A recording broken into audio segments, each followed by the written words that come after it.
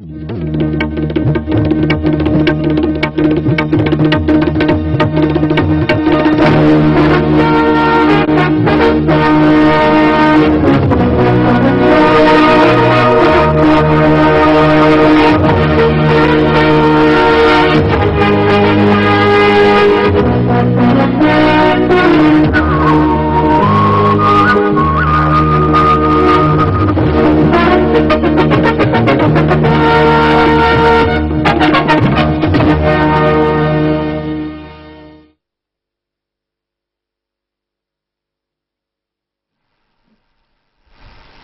morning and welcome to the teleconferencing session for the post-basic BSc Nursing students of Indira Gandhi National Open University. We are going to discuss today the three major areas. One is medical surgical nursing, and in medical surgical nursing, as you have seen on the slide, we will be discussing about neurological disorders from block 5. Then we will have a break at 11:45 for 15 minutes, and we will be back at 12 o'clock, and we will discuss about the nursing management of patient with affective disorders, basically touching on patients with excitement.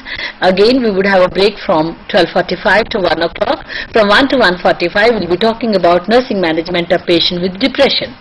So this is the schedule we are going to follow, and we expect you to ask any questions related to any of the subjects.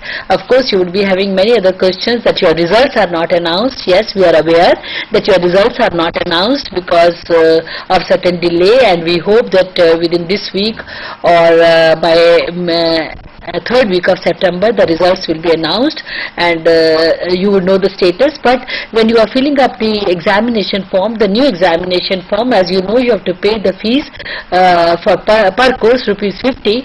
So please pay the fees by demand draft, and as many courses you want to appear, kindly download it from internet because the form is already put on the internet.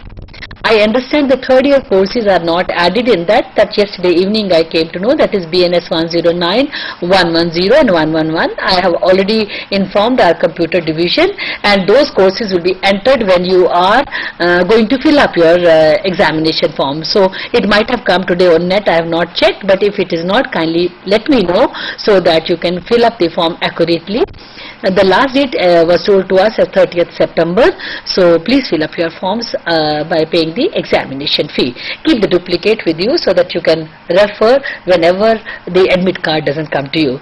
Now, with this small information which I thought I could give it to you, the other information which I want to share with you is that some of you have completed your pre-revised post-basic BSc nursing program, and some of you are left due to personal or professional reason of some courses.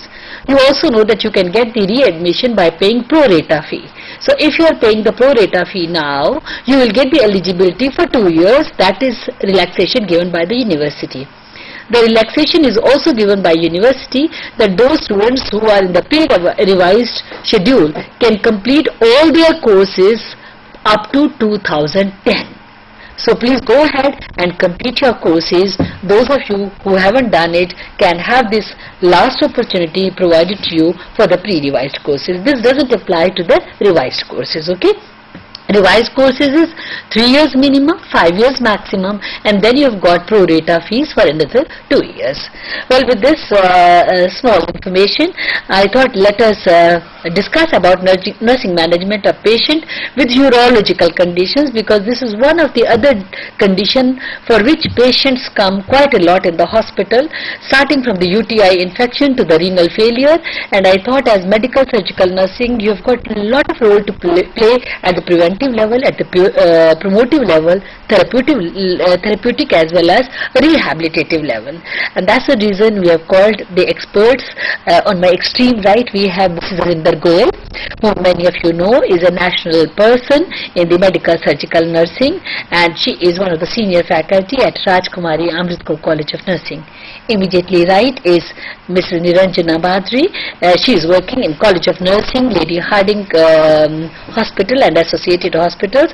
I said College of Nursing because now Lady Harding Medical School of Nursing is upgraded to College of Nursing, and inauguration is on 11th. So we share this happiness with all of you, and I congratulate you and your principal for such a venture, and of course our ministry for taking such a responsibility. So we have Niranjana Bahadri, who is teaching their medical surgical nursing and other courses. We are happy to have both of you with us today, and I'm sure students are going to benefit. Now, without taking much of time, I thought before we go into it, let's quickly review the related anatomy physiology, so that students sitting are able to understand what you are going to talk. Niranjana, would you like to start on discussing about related anatomy physiology in brief, please? Yes, ma'am. Related anatomy and physiology of the urinary system, it contains two kidneys, two ureters, bladder and urethra, whereas the functional unit of the kidney is nephron, and approximately 1 million nephrons are present in one kidney. The part of the nephron involved in the process of urinary system it is divided like it has a Bowman's capsule, it has a glomerulus, it has a proximal tubule, distal tubules and glomerular filtrate. Then as you take the section of the kidney, we have the kidney is divided into two sections, and that's a medulla and the cortex. The medulla and the cortex, which again in which the nephrons are situated, which helps in filtration of the urine, reabsorption and excretion. The pelvis is a part of the kidney which collects the urine and transports it to the ureter, and which goes into the bladder. Now, bladder is a reservoir for the urine. The next is a urethra, which has got a sphincter, and as the bladder gets full, the sensation is sent to the bladder and the urine for the urination. What are the functions of the kidneys? The main important functions are ultrafiltration, reabsorption, excretion of urine and metabolic waste, then electrolyte balance, acid and base balance, and regulation of the blood pressure. Kidney produces the erythropoietin in response to decreased oxygen delivery and regulation of phosphate and calcium. Kidneys control calcium and phosphate metabolism. Now, these are the main important functions of the kidney. Now we can switch over to the problems related to the micturition. Right. I think we have discussed just in brief the related anatomy and physiology, just to review with all of you, and we can, as Niranjana has very rightly pointed out, we can discuss and briefly about some of the problems, because we would like to concentrate on common renal disorders like acute renal failure and chronic renal failure. So, Mrs. Goyal, if you can tell us what are the common renal problems as for micturition or infection with the bladder or ureter, I think students will be able to review that. The problems related to micturition, there are mainly two problems which are common. One is urinary incontinence, another is urinary retention. The urinary incontinence it's an involuntary or uncontrolled loss of urine from the bladder.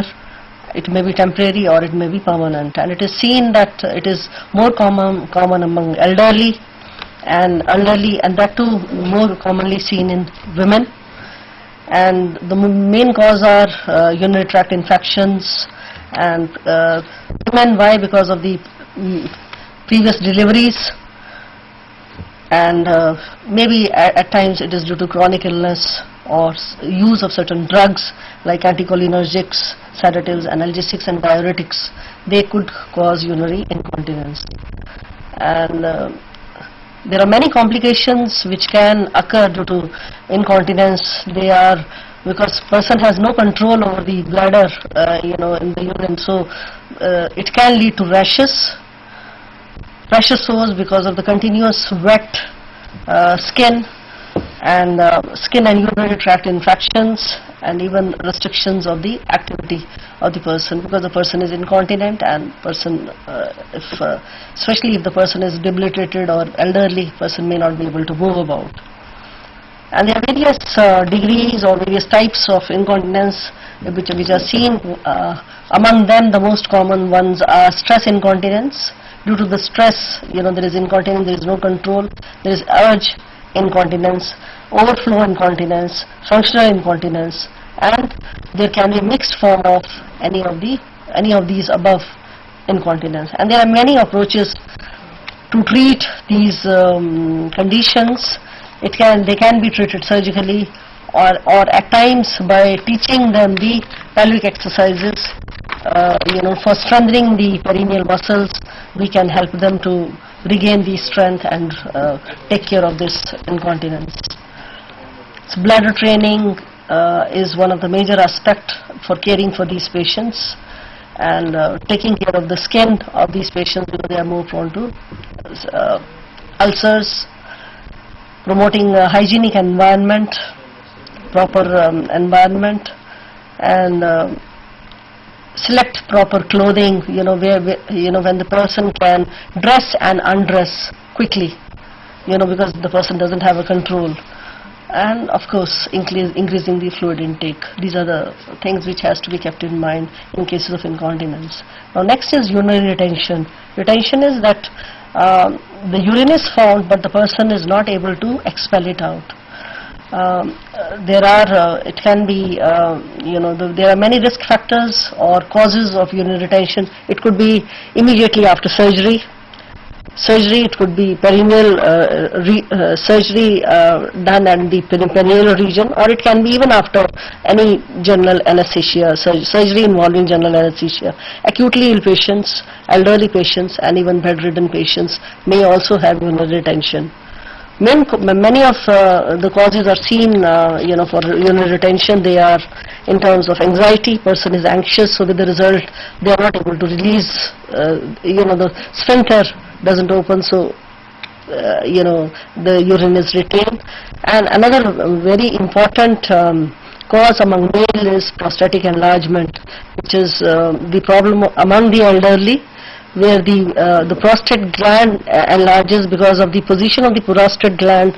It puts the pressure on the neck of the bladder, and so thereby there is a retention of the urine. There is incomplete emptying of urine. Then there are certain urethral pathology also which can cause urinary retentions. It could be infections, tumors, or calculus, or it could be even trauma and neurogenic bladder dysfunctions. Now because the person is not able to completely empty the urinary bladder because there is urinary retention, it can lead to many complications, because wherever there is a stasis of urine, it can lead to urinary tract infections, and because of the proliferation of the bacteria, there can be ascending infection. The infection can even move up because of the retention of urine, and even can hamper the kidney because of the backflow of the from the bladder to the ureter, because it can even lead to other problems like hydronephrosis because of the urinary retention. So these are the two major problems in urinary system. One is micturition and retention. These are very often expressed by the patients or by the clients, yes, which sometimes they don't understand something is going wrong with the urinary system. What is the common infection or inflammatory condition, Ms. Niranjana? First is related to the urethra or urethral problems, we can say infections, and one is called as urethritis. This urethritis refers to the inflammation of urethra, and the distal portion of the urethra is frequently colonized with the bacteria following the colonization of the vaginal introitus, and this is very common in females than in males, and as it is, we know that female urethra is shorter than the male urethra, and the way of passing they are not used to passing urine by standing but by squatting position, and these are the main reasons why this urethritis is very common in females.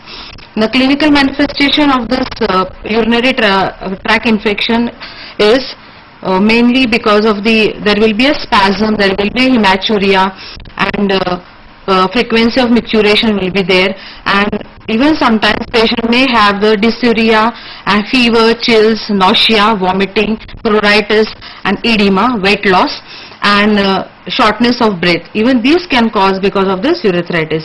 The ideal management is that we can do the urine examination the physical examination or a visualization of the urethra for infection, and common drugs which can be given, like symptomatic treatment is given to these patients, and they are advised to take care of urethra in a sense by taking wash, maybe by adding a salt with the warm water. It is given to the patient. It is advised to the patient to take wash and of this perineal area. Then common drugs are used, as I said, in antibiotics, and depending on the symptoms of the patient. Next infection is caruncle, and it is a small red extremely vascular polyp-like growth situated just within the protruding form from the external urethral meatus, and that is again is occurring in the females, in the women, and it may be acutely. It is actually an acute problem with the and it is very sensitive and causing increasing frequency of urination again. So again in this patient also we usually give the symptomatic treatment. The next infection usually seen in the urinary disorders are like bladder inflammation, and the important is the cystitis, and the cystitis is the inflammation of the urinary bladder that is most often caused by the ascending infection from the urethra. Now if this urethritis is not treated well, this can travel to the bladder, and usually, as we said earlier, infection like urinary retention, which also can cause this cystitis. The causes are uretrovesical reflux, then the focal contamination, use of catheter or cystoscope, use of diaphragm, spermicide contraception. Now use of catheters, usually this is seen in the hospitals when the care of the catheter is not taken well, and many a times we see these patients suffer with the cystitis, and they have burning micturition, they also have retention because of the cystitis, and also its micturition is very painful after removal of the catheter also. Then the manifestations are like increased frequency of urination, there is a pain on urination, nocturia, pain or a spasm while passing urine, and the pyuria is present, there is a pus in the urine. How do we manage this? The management is by giving mainly the antibiotics to these patients and increase the fluid intake as much as possible, and encourage the patient to pass urine as he feel like passing, and provide enough of privacy, provide him a natural environment so that he is able to pass urine, and also we can give him a bedpan or a urinal nearby so that he can pass as many time as he can urine. Then the frequency of voiding, that 2 to 3 hours every time, like you cannot tell, even if you feel like passing urine, because we said there is a frequency, so we can tell him to avoid it, hold on to it, and every 2 to 3 hourly he can pass the urine. So that's what about the cystitis. Okay, so you mentioned that the most common is urethritis as well as cystitis, and the evidence is common in case of women because of the size of the urethra and the pattern of urination, and this is where a lot of hygienic care is to be given to the young girls and to the women, especially during the period, when they defecate, so that the E. coli infection is not passed on to the urethra and thereby leading to cystitis. Well, with that hurried coverage of types of infection, we thought we'll spend more time on common renal disorders, and in that we would like to discuss about acute renal failure. In acute renal failure, you know that there is a marked deterioration of the patient's condition because of the type of infection the patient has. So I would request Mrs. Goyal to discuss about acute renal failure. Now, acute renal failure, as the name implies, it's the failure of the kidneys, but it's in acute stage. And as we know, the main function of the kidney is to remove the waste product or the nitrogenous waste products from the body. So in acute renal failure, it happens that nitrogenous waste products are not being taken out from the body, so it accumulates in the blood. And so because of that, it causes a lot of problems. Now there are various stages of acute renal failure. There are 4 stages. The first stage is called as renal impairment stage, or first stage, in which the glomerular filtration rate is 40 to 50% only is normal, but the client may have no other clinical or other evidence of kidney function. It's a mild type of, that's why it is called as a renal impairment. The second stage is renal insufficiency, when this GFR, that is glomerular filtration rate, is 20 to 40% of the normal, and there is also functional loss. That also appears in the form of azotemia, that is increased blood urea level in the blood, and high serum levels of nitrogenous waste products in terms of like serum creatinine levels, and anemia may also occur because kidney is supposed to produce that is erythropoietin, which helps in the maturation of RBCs. So when kidneys are not functioning well, even the person goes into anemia. Then renal failure, third stage is called renal failure, where there is only 10% of glomerular filtration rate which remains, and there is quite obvious fluid and electrolyte imbalance, and also the kidney functions rapidly they diminish. The fourth stage is called as the uremia stage. It is also called as end stage renal disease, ESRD, where you will find that there are high levels of nitrogenous waste products in the blood, and also lots of clinical manifestations which are, clinically also we can see in the patient, there will be levels of all the nitrogen, that is burn level, blood urea nitrogen levels very high, and if it is not treated on time, patient may even die. I think that very clearly indicates that the stages have got a lot of importance for you as a nurse to understand that at what stage the patient has come. Yes. If the patient has come in uremia, so how much of nursing care is required, how much of psychological care to the relatives is required, to the family members is required, and that's where one has to be very careful. That is why I think Mrs. Goyal insisted on discussing about stages, because if the patient has come in first stage, renal impairment, diagnosis, then you know that the beginning is there, the good diet, the antibiotic, the right kind of treatment given to the patient would improve, and even in the second stage, So this is where one has to really be alert while seeing the diagnosis, history of the patient, and what kind of care is to be provided. I'm sorry for the slides, you might not be able to see the slides clearly because of too much of content in the slide, but you have the book. Kindly open your book and you can refer page 12, 13 onwards what we are going to discuss, and if you can see some of you on the slides, it is okay, but I'll try to put the pointer so that you know what we are talking about. Now let's talk some of the causes of this acute renal failure. There are mainly three causes of acute renal failure. They are pre-renal, renal and post-renal.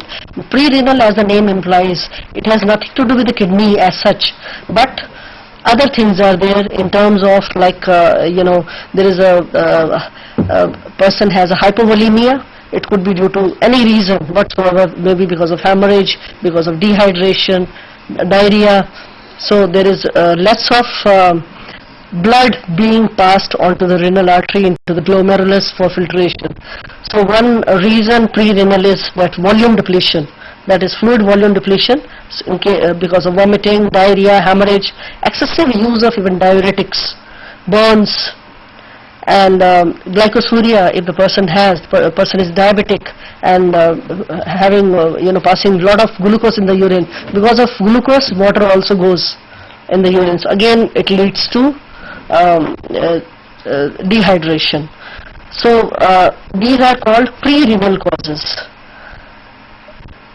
because as such the kidney is not affected, kidney is normal, but the cause is pre-renal. Before the blood and all, before the blood reaches to the kidney, there is something wrong over there. So that's why mainly it is the fluid volume depletion. The next is the renal cause. Renal cause means it has the kidney's parenchyma that is damaged. There are changes in the parenchyma of the kidney, that is in the cortex and the medulla, which leads to either it is due to some disease like nephritis, glomerulonephritis, or it could be even due to use of certain macrotoxic substances, or acute tubular necrosis, then thrombosis, trauma. Any of these reasons can be there which causes the damage to the parenchyma of the kidney.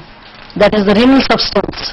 Then post-renal causes are after the causes which are beyond the kidney. That is, like there may be the urine is filtered from the kidney, but there is some problem in the passage. Like there is some obstruction in the ureters, so it doesn't pass from the pelvis of the kidney to the urethral meatus. Or common cause, as I earlier also mentioned about, one is prostate hypertrophy. Another reason could be calculi, or anything pressing onto the ureter, could be some tumor or growth, or surgical accidents, retroperitoneal fibrosis. These can be the causes which are called post-renal causes. So there are some changes occurring in the kidneys or in the parenchyma of the kidneys due to certain chemical or bacterial reactions. So what exactly is the pathophysiology? Yes. Now, seeing to the causes pre-renal, renal and post-renal, there are lots of changes which occur in the structure and the functions of the kidney because of this.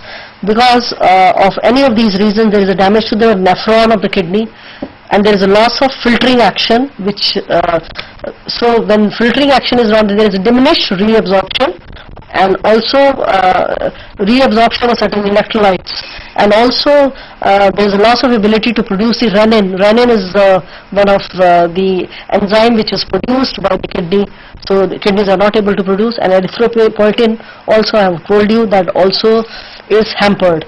Production of this is also hampered, and so as the nephrons are destroyed, in order to compensate this process, not only to compensate, because of the damage occurring in the nephrons, there is a decreased reabsorption of many of the electrolytes like sodium, and sodium is not reabsorbed. There is increased sodium concentrate in the distal tubules. When we were talking about the anatomy of the nephron, we did talk about glomerulus, then the convoluted tubules, the descending tubule, and then the ascending, and then we have the collecting tubules. So the distal tubules are responsible for the reabsorption of many of the electrolytes which takes place. So when the kidneys are damaged, so there is definitely a problem with the reabsorption of these electrolytes. Right.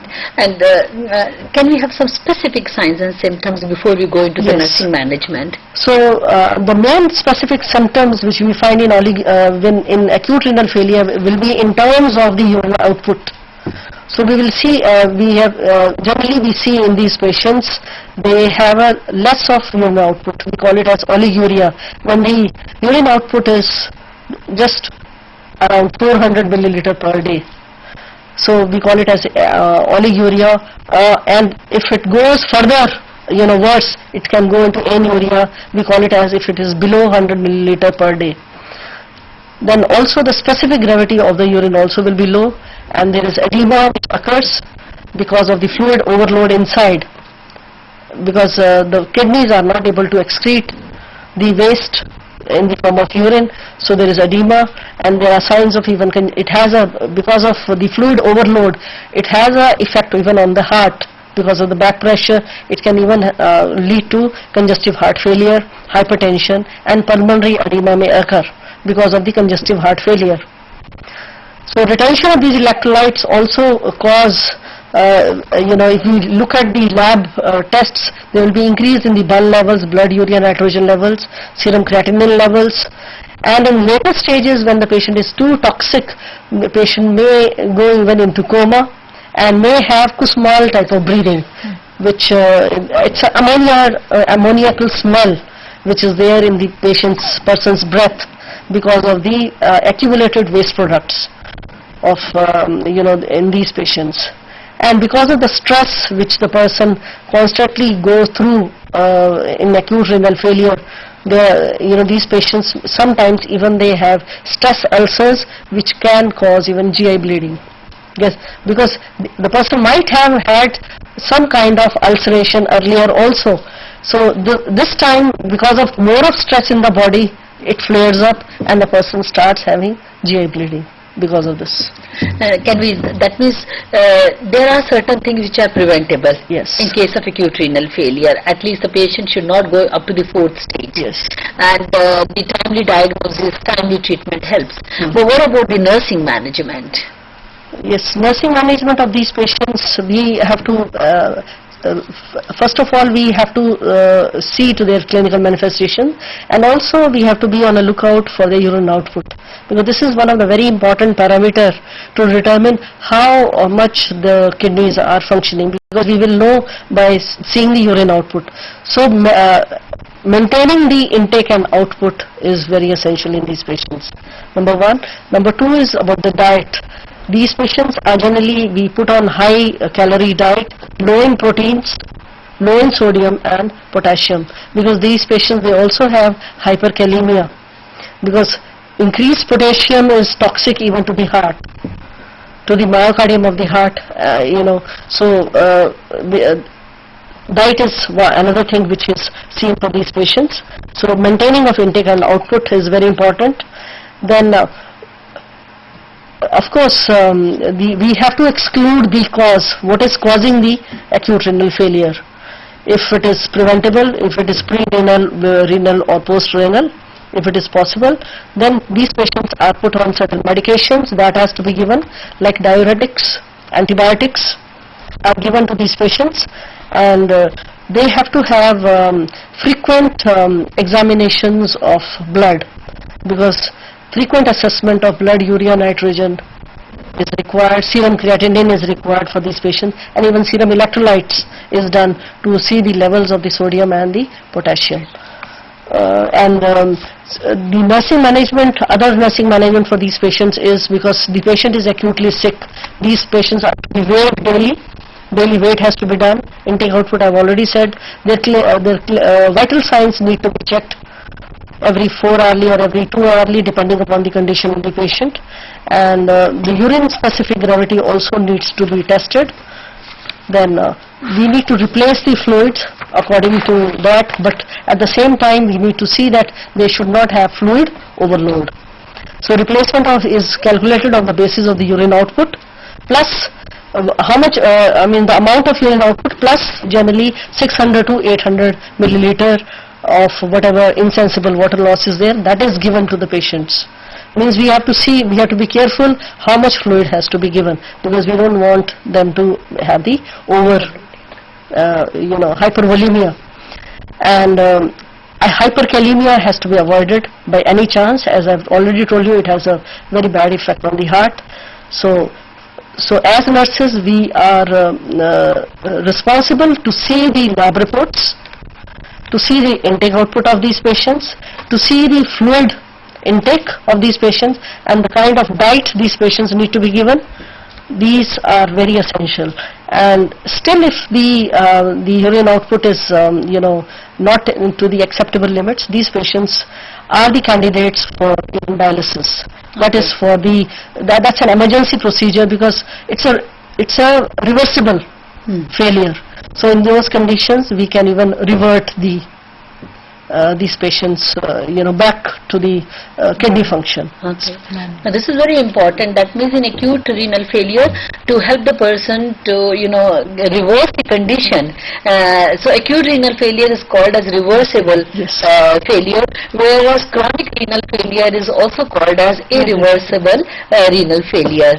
Niranjana, would you like to tell us about the chronic renal failure and what is the role of, hemodialysis? Though peritoneal dialysis is there, but the role of a nurse in hemodialysis. So what is a chronic renal failure and how it is so much different than the acute renal failure? Chronic renal failure is a chronic disease. It's for a longer time patient. Either he was acute renal failure patient, or he might have had some other diseases which is related, but he's chronically ill and he's gone into the chronic renal failure. And this particular condition is irreversible and it's a progressive reduction of the functioning of the renal tissue, so that the remaining kidney mass can no longer maintain the body's internal environment. It cannot be reverted back to a normal condition, and this particular condition is caused by following things like are due to the chronic renal failure, nephritis, polycystic kidney diseases, obstruction, then repeated bouts of pyelonephritis, then the nephrotoxins, and the systemic diseases such as diabetes, hypertension, lupus erythematosus, polyarthritis, sickle cell diseases, amyloid diseases, which can cause the renal failure. And these are the diseases which are giving rise to a chronic renal failure. And how it is causing the chronic renal failure has got the pathophysiology, and this pathophysiology we have already seen half of it into the acute renal failure, but this, when we call it as an end stage renal failure, in this particular condition we'll find that there is a continuously we'll find that tubular reabsorption is failed and filtration rate is decreased. Tubular filtration rate is decreased, and because of that, which leads to serum creatinine and the other systems irregulation in the is increased. Serum creatinine and the is increased into the blood because it is not able to excrete from the kidney. This next important, which leads to the nephrons to work harder, and because the nephron has to work harder, which stimulates the creatinine and the nitrogen to get absorbed into the nephrons more and more, which will not help. Kidneys will not be helped to reabsorb the whole thing, which will lead to a decreased renal concentration, which will result into a decreased urine concentration results, and again which leads to the urine production will be increases. But at this stage we may feel that patient is improving because the urine is produced more, but we cannot take it for granted that patient is improving, because this shows that there is a tubules decreases the reabsorption of the electrolytes, and because of this reason we'll find there is a problem with the kidney again. And the next stage where the patient goes into is the sodium loss may occur, and they can result into the polyuria. And the last stage, because of the polyuria, we'll be able to see that there is a renal damage is progressing more and more. So polyuria is one of the reason where we may take it for granted that patient is improving, but it cannot be. It shows that the renal damage is progressing more and more. Now in this case, when there is so much of problem with the kidneys, so nursing management for this patients will be like first important goal for the nursing management is maintain the renal function. Second is promote safety and comfort to the patient, and third goal is prepare the client for the dialysis and for the transplant if needed. But most of the time we put the patient for the dialysis, and if the donors are available, the patient is encouraged for the transplantation. Now what is exactly the assessment of the patients when we are looking after to maintain the renal function? Here there is alteration in the fluid balance, because there is a polyuria, there is a nocturia, there is enuresis, and there is a hypovolemia. For this particular reason we have to restrict the fluid intake, and patient will go for the dialysis. And we are expecting out of this is that normal urine output is there after the dialysis. Then also there is increased serum potassium levels, and there is increased serum phosphate levels. For this we have to limit the potassium in diet, then restrict the calcium in diet, and prevent the absorption with the aluminum hydroxide.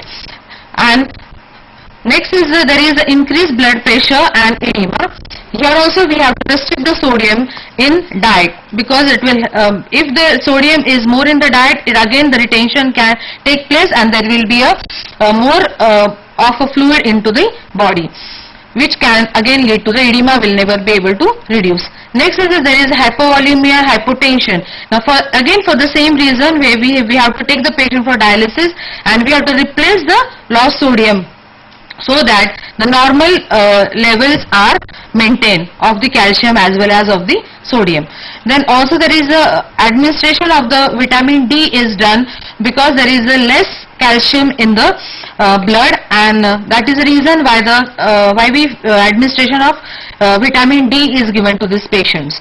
Then also administration of the soda carb, because we want to reduce the acidosis in this patient, and that is the reason why we give the soda carb to the patient.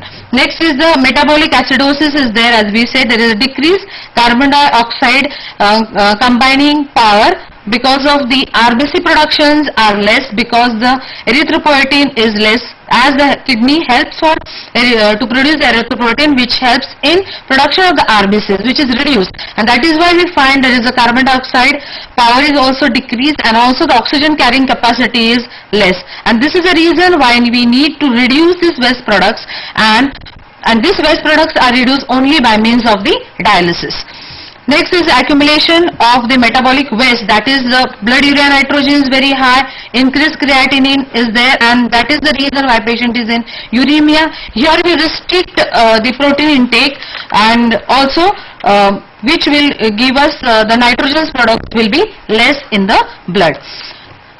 Next is the osteodystrophy is there in this patient, and bone pain, then osteoporosis will be there, and to prevent that we have to give the phosphorus in diet, especially restrict the milk, administer aluminum hydroxide, supplement calcium and vitamin D, protect from injury, and turn every 2 hourly. As we said, because the bleeding tendency is very high in this patient.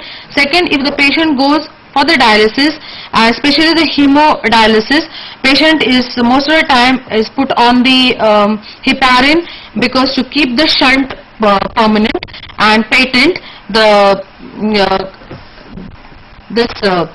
clotting mechanism is reduced in this patient, and many a times on the simple injury the patient starts bleeding, and patient can bleed to such an extent that he may go into the hypovolemia and he may die. So this is the reason why we have to keep watch on the hemograph of the patient very regularly, and look into the thing that whether the patient is taken care of and he is given the proper care.